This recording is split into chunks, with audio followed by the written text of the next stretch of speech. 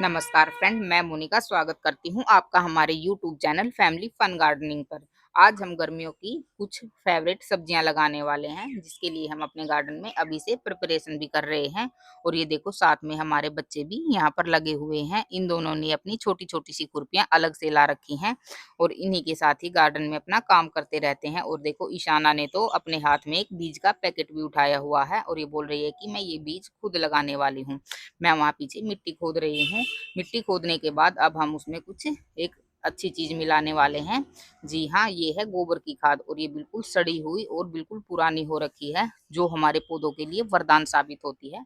इसी तरह की खाद हमें अपने पौधों में डालनी चाहिए। वहां से मैं बाल्टी भरकर ये लेकर आई थी और जहां पर मैंने मिट्टी को खोदा था, उस मिट्टी में मैंने ये सारी खाद बाल्टी वाली डाल दी है। अब इस खाद को मैं खुरपी से और कुछ हाथ से भी अच्छी तरह से मिक्स करने वाली हूँ। हाथ से बिल्कुल अच्छी तरह से खाद मिट्टी में मिक्स हो जाती है। खाद हमें पहले ही, जब हम कोई भी बीज लगाते हैं या पौधा लगाते हैं, तो उसमें पहले से ही हमें एक बार ज़रूर डाल लेनी चाहिए, जिससे हमारे पौधे की ग्रोथ अच्छी होती है और बीजों को जर्मिनेशन में भी सहायता मिलती है। और ये देखो, ये कुछ वेजिटेबल आज हम यहाँ पर लगाने वाले हैं। सबसे पहले मैं यहाँ पर लौकी के बीज लगाने वाली हूँ। ये देखिए, कुछ इस तरह से हमें लौकी के बीज दिखाई देते हैं। इसके जो पतले वाला पार्ट होता है, उसको हमें ऊपर की ओर रखना होता है और जो इसका मोटे वाला पार्ट होता है, उसको हमें नीचे मिट्टी में दबा देना होता है। बीजों को हमें ज़्यादा गहराई में नहीं लगाना होता है, बस हमें 1 इंच की गहराई में ही मिट्टी के अंदर बीजों को दबाना है। नहीं तो बीज ज़्यादा गहराई में जाने के बाद जर्मिनेशन में ज़्यादा टाइम ले सकते हैं और फिर हमें लगेगा कि हमारे तो बीज जर्मिनेट अभी तक हुए ही नहीं है। बीज जर्मिनेट तो ज़रूर हो जाते हैं, लेकिन फिर उनको ज़्यादा टाइम लग जाता है। बेल वाली जो वेजिटेबल होती हैं, उनके 4 से 5 बीज आप इस तरह से एक ही जगह पर थोड़ा-थोड़ा गैप करके लगा सकते हैं, क्योंकि इनके पौधे नहीं बनते हैं, बेल होती है और ये ऊपर की तरफ फैल जाती हैं। लौकी के बाद अब हम यहाँ पर लगाने वाले हैं तुरई के कुछ बीज। ये देखिए, तुरई के बीज बिल्कुल इस तरह से ब्लैक कलर के दिखाई देते हैं। तुरई के बीजों को भी हमें सेम प्रोसीजर से लगाना होता है, जैसे हमने लौकी के बीज लगाए हैं, बिल्कुल उसी तरह से तुरई के बीज भी लगाए जाते हैं। इसका जो पतले वाला पार्ट होता है, उसको हमें ऊपर की ओर रखना होता है, जिसमें से पौधा अंकुरित होता है, और जो नीचे वाला पार्ट होता है, उसको हमें मिट्टी में दबा देना होता है। इस तरह से 4 से 5 बीज आप तुरई के भी एक ही जगह पर लगा सकते हैं। यहाँ पर दूसरी जगह पर भी मैंने यहाँ पे मिट्टी खोदना स्टार्ट कर दिया है। कोई दूसरे बीज अब मैं यहाँ पर लगाने वाली हूँ। यहाँ पर मैं लगाने वाली हूँ कद्दू, और ये जो गोल वाली हमारी लौकी होती है, इनके बीज मैं यहाँ पर लगाने वाली हूँ। पहले हम लगाते हैं कद्दू के बीज। ये देखिए, कद्दू के बीज इस तरह से दिखाई देते हैं। ये थोड़े से चौड़े होते हैं और जो इसका पतले वाला पार्ट होता है, इसको भी हमें ऊपर की ओर ही रखना है। ये देखो, इस तरह से हमें कद्दू के बीज लगाने हैं।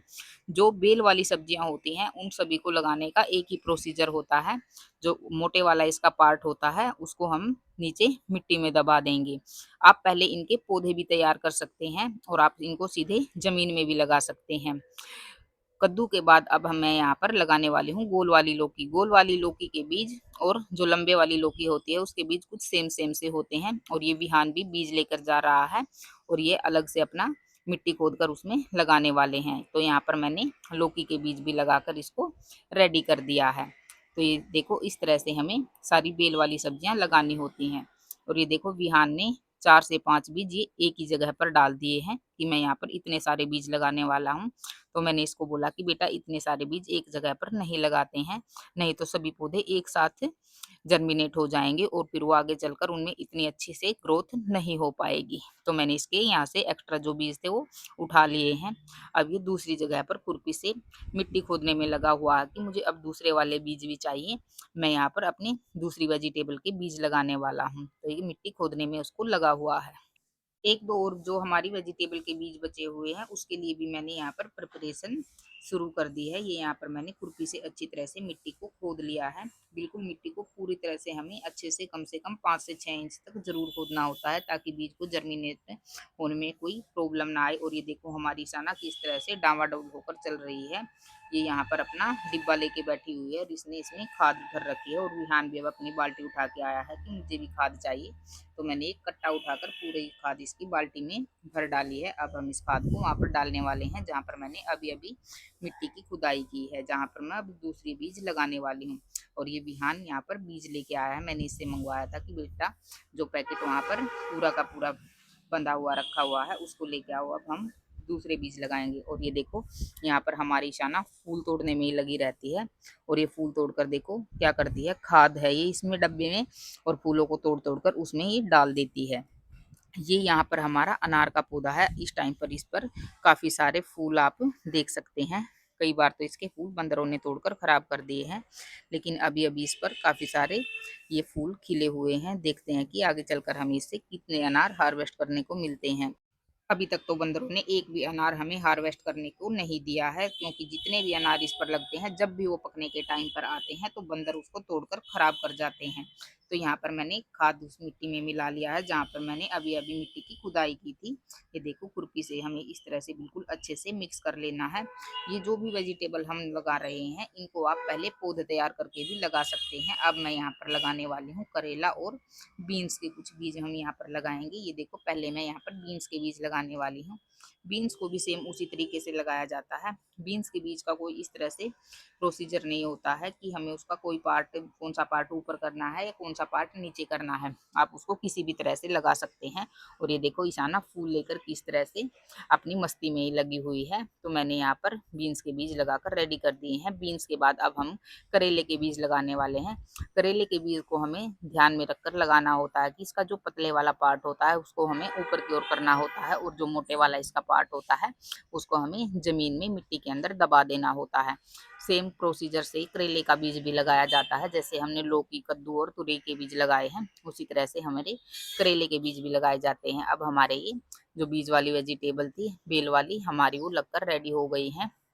ये यहाँ पर जो आप मेड बनी हुई देख रहे हैं, यहाँ पर मैंने कुछ दिन पहले भिंडी के बीज लगाए थे। वो यहाँ पर मैंने पुराने पिछले साल के जो बीज बचे हुए थे वो लगा दिए थे, लेकिन वो जर्मिनेट नहीं हुए थे। तो मैं दोबारा से नए पैकेट बीज लेके आई हूँ भिंडी का, तो उसको अब मैं यहाँ पर दोबारा से लगाने वाली हूँ। और ये देखो ईशाना और विहान किस तरह से अपना खुरपी लेकर यहाँ पर बीज लगाने में लगे हुए हैं। तो ये देखो यहाँ पर मैंने उन मेड को दोबारा से थोड़ा सा खोद कर रेडी किया था। अब हम यहाँ पर भिंडी के बीज लगाने वाले हैं। भिंडी के बीज इस तरह से मेड पर लगाए जाते हैं, क्योंकि भिंडी का बीज बहुत छोटा होता है। यदि आप इसको मेड पर नहीं लगाएंगे, सीधे ही फ्लैट मिट्टी में लगाएंगे, तो ये बीज जब भी आप इसमें पानी डालेंगे तो ये पानी के साथ बह जाएगा और एक जगह पर ये सारे जाकर इकट्ठे हो जाएंगे। तो इस तरह से हमें भिंडी के बीज मेड पर ही लगाने चाहिए, कम से कम जब तक हमारे पौधे जर्मिनेट ना हो, जब तक तो हमारी मेड बनी हुई रहनी ही चाहिए। तो हमारे सभी बीज लगकर रेडी हो गए हैं। अब उनमें पानी डालने की बारी आती है। तो जब भी हम कोई नए बीज लगाते हैं तो हम उनमें वाटरिंग कैन से ही पानी डालना चाहिए। यदि आपके पास वाटरिंग कैन नहीं है तो आप किसी कंटेनर में या बोतल में छेद करके उससे भी पानी डाल सकते हैं, क्योंकि नए बीजों में पानी की ज़्यादा ज़रूरत नहीं पड़ती है। बस हमें उतना ही पानी उनके अंदर डालना होता है जिससे कि बीजों में नमी आ जाए। ज़्यादा पानी डालने से हमारे बीज खराब हो सकते हैं, वो गल सकते हैं। यदि गल गए तो हमारे बीज फिर जर्मिनेट नहीं हो पाएंगे। सभी बीज हमारे लगकर रेडी हो गए थे, तो कुछ सोचा कि हार्वेस्टिंग भी कर लेते हैं। ये हमारी पालक यहाँ पर हार्वेस्टिंग के लिए रेडी हो रखी है। तो मैंने इस छोटी सी क्यारी में अभी दोबारा से ये पालक उगाई थी, जो कि काफ़ी अच्छी तरह से हमारे हार्वेस्टिंग के लिए अब रेडी भी हो गई है। तो अब मैं इसको हार्वेस्ट करने वाली हूँ। ये देखो यहाँ पर ये गीली मिट्टी है, तो मैं इसको तोड़ने की कोशिश कर रही थी, लेकिन इसका पूरा का पूरा पौधा ही निकल कर मिट्टी में से बाहर आ गया है। तो मुझे उसको अलग से अब जड़ को उसकी हटाना पड़ रहा है। तो अब मुझे धीरे धीरे करके एक एक पत्ता करके इसका तोड़ना पड़ रहा है। और ये चाना के पापा देखो ये टमाटर के पौधे को साइड से पकड़े हुए हैं, ताकि इसकी कोई टहनी टूटकर अलग ना हो जाए। तो यहाँ पर ये मैंने एक बास्केट भर के पालक की हार्वेस्ट कर ली है। ये देखो कितनी अच्छी तरीके से हमारी पालक रेडी हो रखी है। तो ये देखो यहाँ पर हमारे ये सिंगरे के भी कुछ पौधे हैं, और यहाँ पर ये बैंगन के 2 पौधे काफ़ी बड़े बड़े हो रखे हैं और काफ़ी जगह में ये फैले हुए हैं। विहान देखो कितना एक्साइटेड हो रहा है पीछे कि मुझे भी हार्वेस्टिंग करनी है, लेकिन यहाँ पर इतनी जगह नहीं है कि मैं उसको यहाँ पर हार्वेस्टिंग के लिए आगे कर सकूँ। तो यहाँ पर ये जो 2 बैंगन लगे हुए हैं इनको मैंने ही हार्वेस्ट कर लिया है। विहान को बोला कि बेटा तू दूसरी साइड से बैंगन हार्वेस्ट करना है। ये देखो कितने अच्छे अच्छे बैंगन हमने आज यहाँ से हार्वेस्ट किए हैं। और ये देखो इस पौधे पर वैसे तो ये पर्पल कलर के ही बैंगन लगते हैं, लेकिन आज हमें यहाँ पर ये 2 बैंगन दूसरे ग्रीन कलर के यहाँ पर मिले हैं। इनका ग्रीन कलर इसलिए हो रखा है क्योंकि ये पौधा बहुत ज़्यादा बड़ा हो रखा है और इसमें पत्ते भी काफ़ी बड़े बड़े हो रखे हैं। तो ये पत्तों के नीचे छुपे हुए थे, इसमें धूप बिल्कुल भी नहीं जा रही थी। तो ये धूप ना लगने के कारण बैंगन ग्रीन कलर के हो रखे हैं, इनका कलर पर्पल नहीं हो पाया है, तो इसलिए ग्रीन कलर के रह गए हैं धूप की कमी के कारण। अब यहाँ पर बिहान भी हार्वेस्ट करने के लिए आ गया है। जो दूसरी साइड में हमारे बैंगन के पौधे हैं उसके पास मैंने बिहान को बुला लिया है कि तुम यहाँ पर बैंगन हार्वेस्ट कर सकते हो, क्योंकि यहाँ पर थोड़ी सी जगह भी बनी हुई है। देखो ये कितना एक्साइटेड होता है कोई भी वेजिटेबल हार्वेस्ट करके। ये देखो कितने सुंदर से यहाँ पर फूल भी हमने लगा रखे हैं और इस पर अभी बहुत ही अच्छे फूल खिलने भी लगे हैं। तो बैंगन के बाद अब हम यहाँ से कुछ चुकंदर भी हार्वेस्ट करने वाले हैं। ये देखो कितने बड़े साइज़ की एक चुकंदर आज मैंने यहाँ से पहली बार हार्वेस्ट की है और इसके पत्ते भी काफ़ी बड़े बड़े हो रखे हैं। और ये देखो ईशाना अपने हाथों में लेकर इसको कितना खुश हो रखी है। एक और यहाँ पर चुकंदर रेडी हो रखी है और ये तो बिल्कुल बाहर की तरफ ही लगी हुई है। ये तो बिल्कुल आसानी से ही हार्वेस्ट हो गई है और बिल्कुल ही गोल गोल जैसे कि शलजम होती है ना, उसी टाइप की चुकंदर भी है। ये देखो ये विहान बोल रहा है कि ये मेरे वाली चुकंदर है, लेकिन ईशाना ने इसको विहान से छीन लिया है कि ये मेरे वाली है और पहले वाली विहान को दे दी है। एक और चुकंदर हमारी यहाँ पर रेडी हो रखी है और ये छोटे छोटे से बैगन भी अभी यहाँ पर काफ़ी सारे इस पौधे पर लगे हुए हैं। एक और ये चुकंदर यहाँ पर बिल्कुल बड़े साइज़ की हो रखी थी, जिसको मैंने अभी अभी यहाँ से हार्वेस्ट कर लिया है। एक और ये काफ़ी सारी इधर चुकंदर लगी हैं, उनके बीच में भी एक हार्वेस्टिंग के लिए रेडी हो रखी थी। और ये थोड़ी सी लंबे वाली चुकंदर हो रखी है, थोड़ा लंबा साइज़ इसका हो रहा, गोल होने की बजाय लंबे साइज़ की हो रखी है यहाँ पर। तो बीज लगाने के साथ साथ आज हमने यहाँ पर कुछ हार्वेस्टिंग भी की है। 2 हमने ये ग्रीन कलर के बैंगन यहाँ से हार्वेस्ट किए हैं और 3 बैंगन हमने ये पर्पल कलर के हार्वेस्ट किए हैं। 2 बैंगन बिहान के हैं और एक ये गोल वाला बैंगन जो है वो ईशाना बोल रही है कि ये मेरा बैंगन है। ये साथ में पेंसिल भी गार्डन में ही लेकर आ रखी है कि मैं वहाँ पर कुछ लिखूंगी और ये दीवार पर कुछ ना कुछ यहाँ पर लिखती ही रहती है। तो आज हमने कुछ यहाँ पर इस तरह की हार्वेस्टिंग की है, जिसमें हमने कुछ बैंगन, पालक और ये कुछ चुकंदर भी यहाँ पर हार्वेस्ट की हैं, जो कि काफ़ी बड़े बड़े साइज़ की अभी हो रखी थी। तो ये देखो ये 4 चुकंदर आज हमें यहाँ से हार्वेस्ट करने को मिली हैं और ये ईशाना अपने फूल दिखा रही है। तो इस तरह से गर्मियों की वेजिटेबल आप भी अपने गार्डन में ज़रूर उगाएं। ये सभी वेजिटेबल गमले में, ग्रो बैग में भी आसानी से ग्रो हो जाती हैं। तो कैसा लगा आपको वीडियो कमेंट करके ज़रूर बताएं। वीडियो को लाइक करें, शेयर करें और चैनल को सब्सक्राइब करना बिल्कुल भी ना भूलें।